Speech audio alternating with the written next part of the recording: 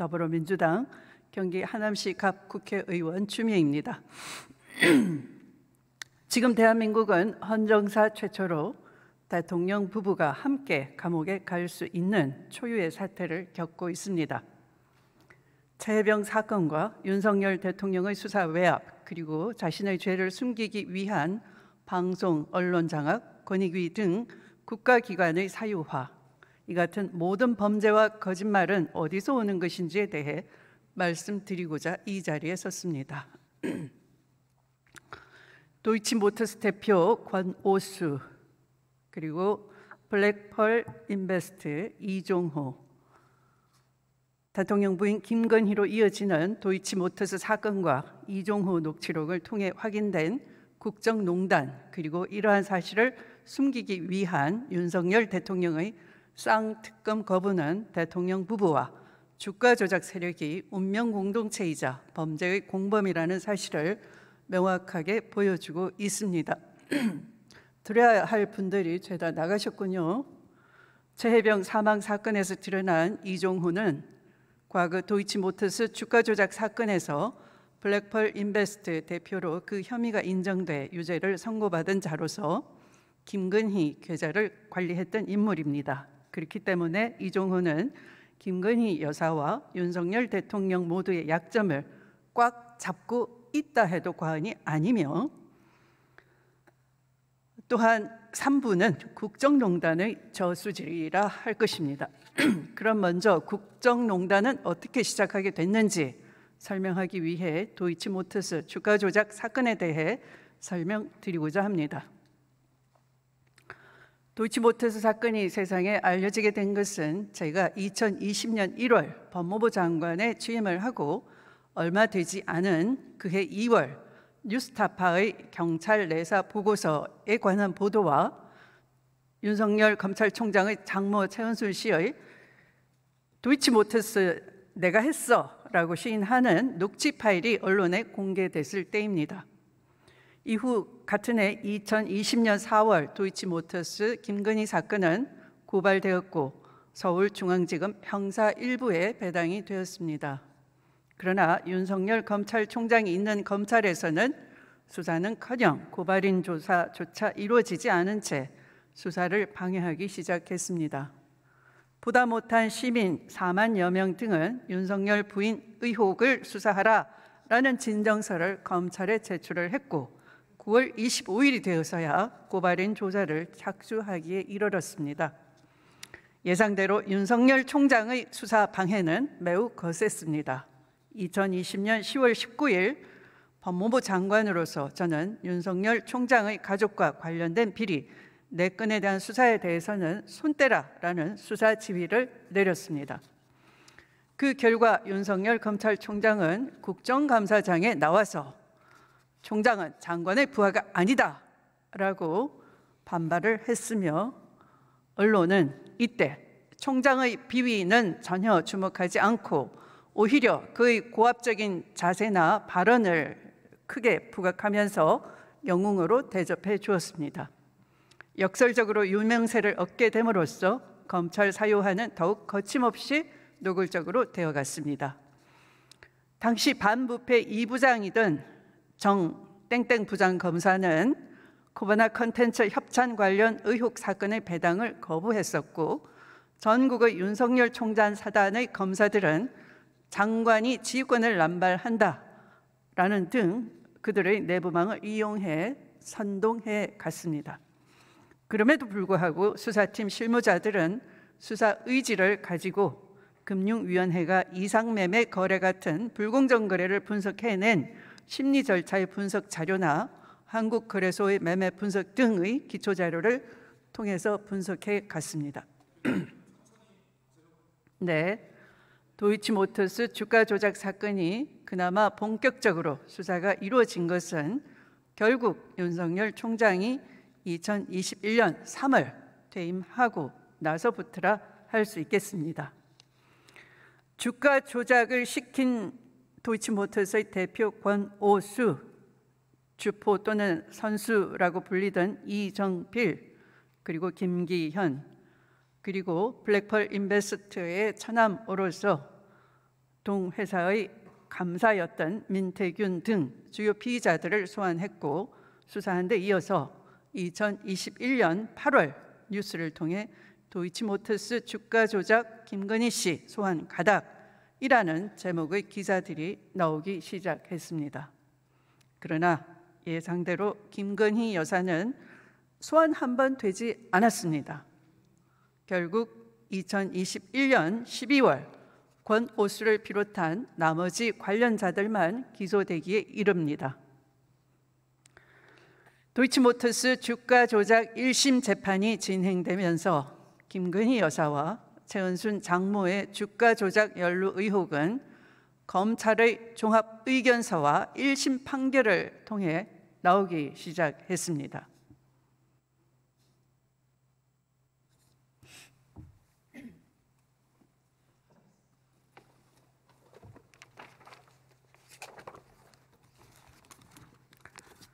이것이 검찰이 조목조목 수사했던 종합 의견서입니다. 이것이 1심 판결문입니다. 도이치모터스의 주가 조작 1심 재판이 1심 재판에서 1차 작전 시기였던 2009년 12월부터 2010년 9월까지 김건희 씨는 블랙펄 이종호에게 신한투자증권에 매매 주문을 넣을 수 있도록 위탁을 했고 이종호로부터 주문을 받은 신한투자증권 지점장 이모 씨는 김건희 씨에게 별도로 전화로 확인을 해서 매매 의사를 확인한 후 거래를 진행했다는 내용입니다.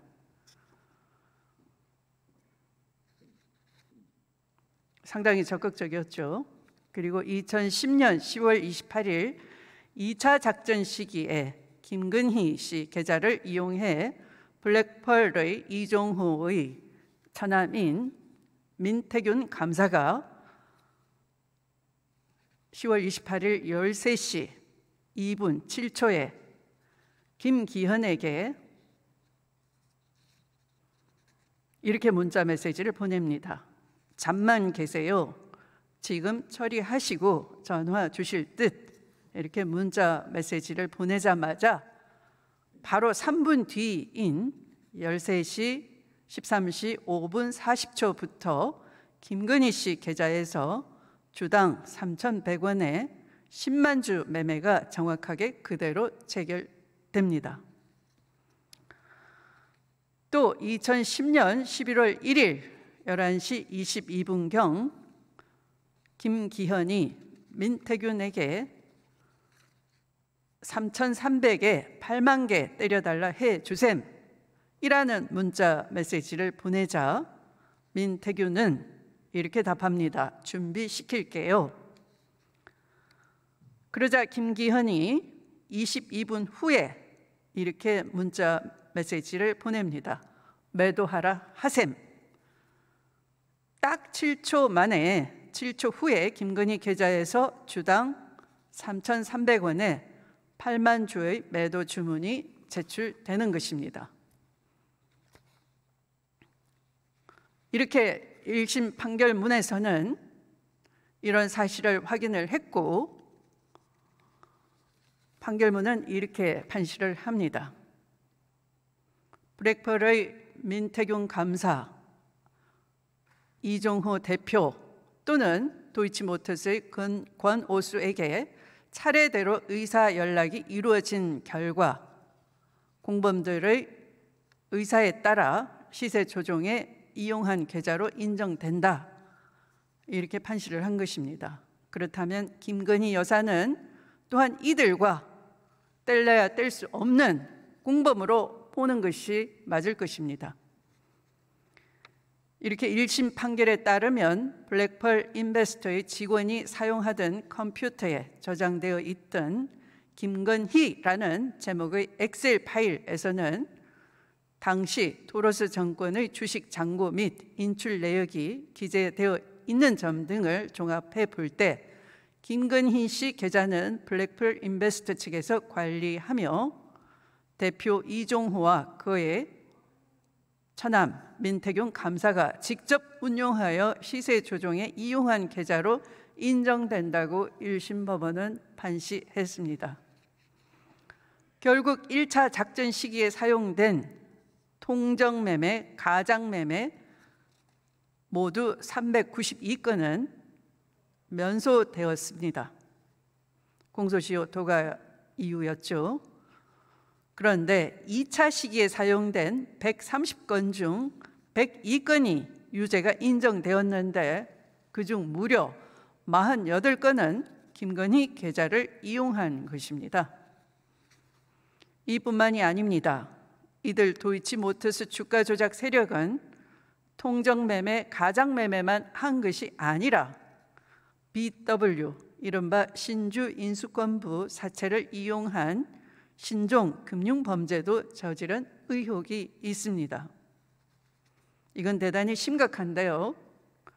산업은행은 도이치모터스에 250억 원을 빌려주면서 담보로 회사채와 250억 원어치 신주를 행사가액 5,560원에 살 수 있는 신주 인수권도 받았습니다. 산업은행 입장에서는 추후 주가가 5,560원 이상으로 오르면 신주 인수권을 주식으로 받은 뒤 매매해서 차익까지 얻을 수 있었습니다. 하지만 산업은행은 BW 인수 바로 다음 날 신주 인수권 150억 원 규모 269만 7천 주를 KB증권에 판매를 했고 또 그날 권오수 전 회장은 7억 5천만 원으로 150억 원 규모의 BW를 구매했습니다. 나중에 드러난 사실은 권오수가 지불한 7억 5천만 원 중에 5억 원은 김건희 씨의 돈이었습니다. 2013년 2월 산업은행은 남은 100억 원 규모 256만 9,400주의 신주 인수권까지 한양증권을 통해서 도이치모터스의 주요 주주인 이승근 씨에게 4억 5천만 원에 매각했습니다. 250억 원 가치의 신주 인수권이 하루 아침에 12억 원에 판매된 것입니다. 그것도 돈을 빌린 채무자한테요. 그러니까 결국 250억 국책은행의 담보가 도로 채무자 측 수중으로 20분의 1의 터무니없는 헐값에 들어간 것입니다. 이게 무슨 낫도깨비 장난입니까? 권오수 전 회장에 대한 금감원의 조사 보고서에서 권 전 회장은 김건희 여사로부터 5억 원을 빌려 신주 인수권을 매입했다고 답했습니다. 김건희 여사는 권오수 전 회장으로부터 51만 주를 1억 원에 구매해 1억 5,637만 원에 43만 주를 판매했습니다. 시세 차익은 5,637만 원이었고 남은 7만 주가 2013년 내지 2017년 주가 조작 세력이 매도했던 때 같이 판매되었다고 한다면 약 4억 원의 추가 이익도 발생했을 것이라고 추정되는 것입니다.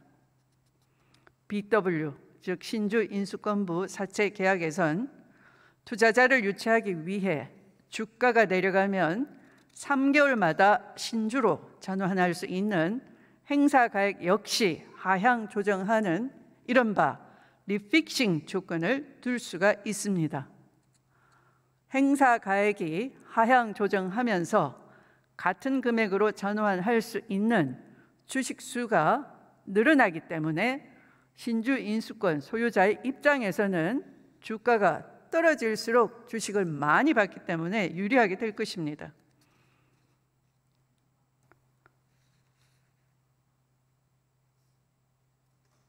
도이치모터스의 주가가 이 시기 계속 떨어지면서 2012년 12월 20일 행사 가액은 최초 가액의 70%인 3,892원까지 내려갔고, 전환 가능한 주식수 역시 449만 6,400주에서 642만 3,400주로 늘어났습니다.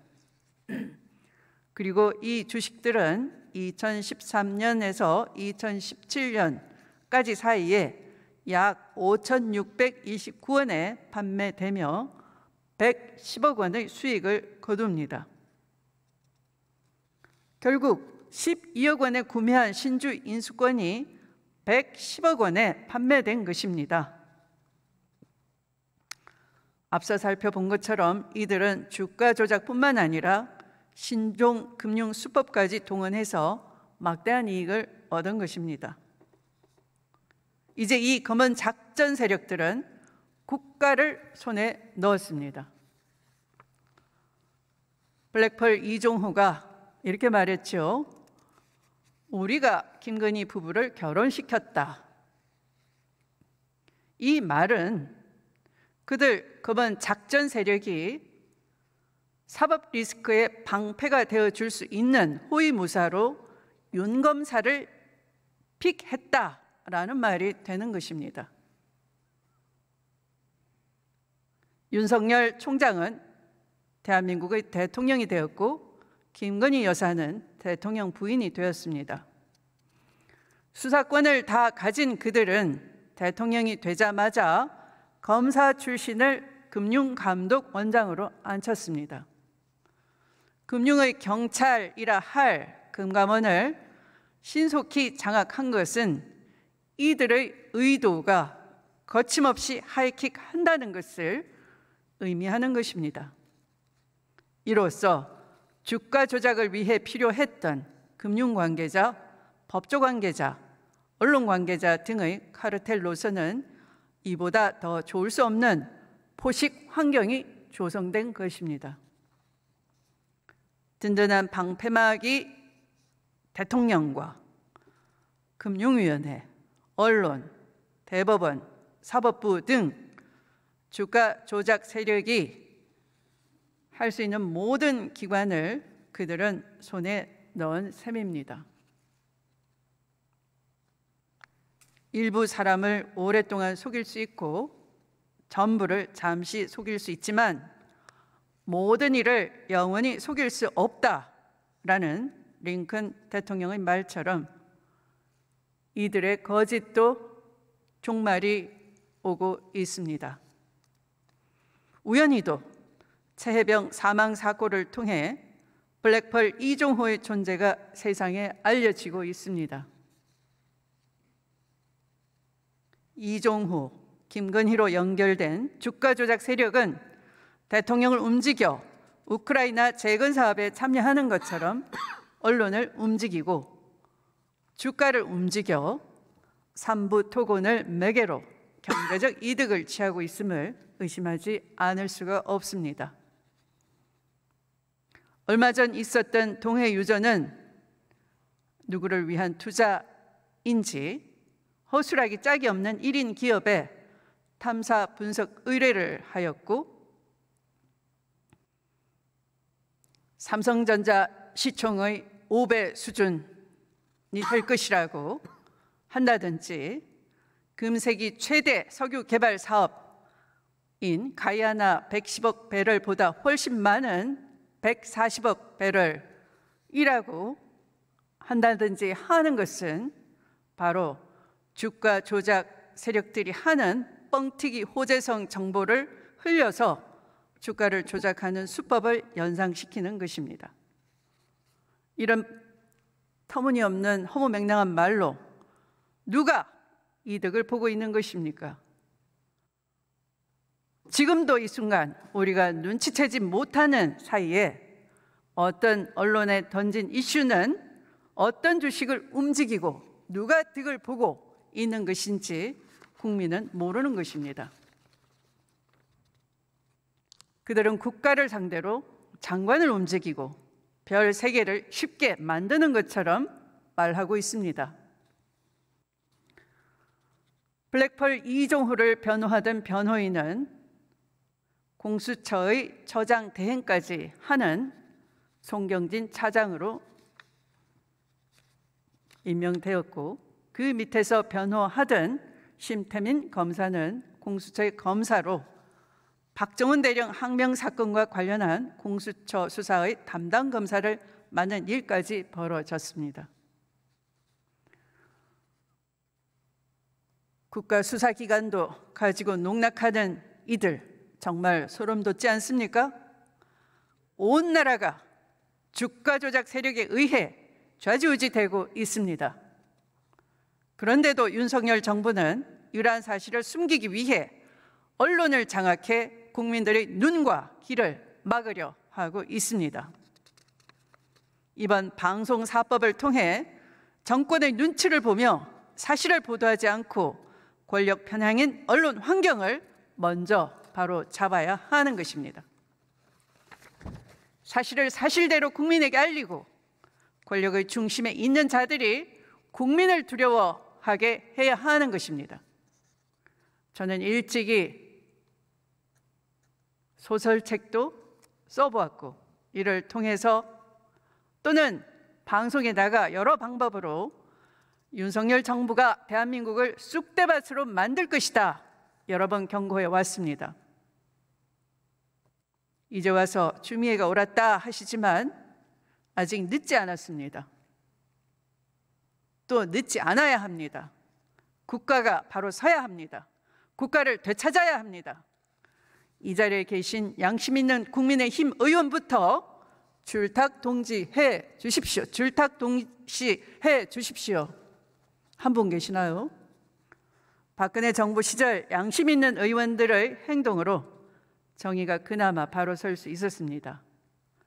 양심선은 옳은 소리로 윤석열 정부를 바로 잡아주시길 간곡히 부탁드리겠습니다.